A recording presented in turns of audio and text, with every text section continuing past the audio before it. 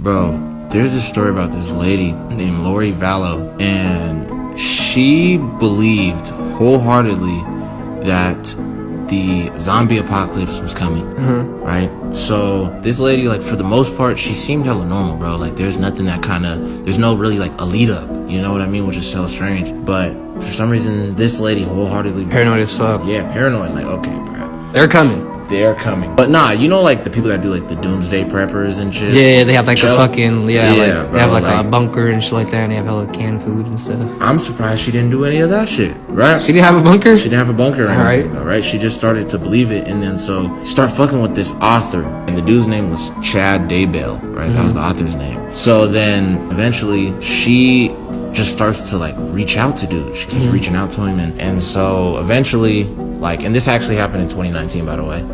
And so eventually, dude ends up, you know, messaging her back, and she's telling him how much she, like, you know, fucks with his book and his work and whatnot.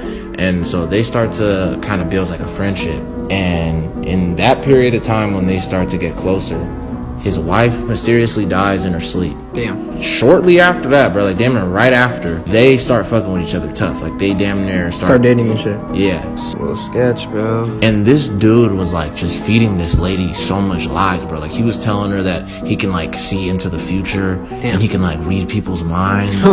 And she wholeheartedly believed, bro. She's like, damn, you got it like that? Yeah, so she's like, oh shit. Okay. You feel me? Think about it, bro. What did Jada say, bro? She said, I want you to be able to read my mind. Of course she wasn't passing that up. She had it. She had it. She's not passing that up. So then her and dude, they end up one day, bro, packing up, being like, fuck, let's go on a trip to Hawaii. And she didn't bring her kids. Just left her kids, bro. Damn. Like, which is so strange. And then so when she's out there with dude in Hawaii, her ex-husband's parents started getting concerned, like, okay, bro, she's moving a little bit like shiesty, bro. She's moving weird, like, you know what I mean? Like, why would she just pack up and go to Hawaii with this dude? And she just married, like, she just got married to this dude hella quick. She leaves there, and then the ex-husband's parents are like, okay, bro, we don't know if the kids are at the crib or whatever, you feel me? But she didn't take them to Hawaii. Yeah. So they're like, they get hella concerned and they call the cops and they're like, can you guys go check, you know, her house? And cops end up,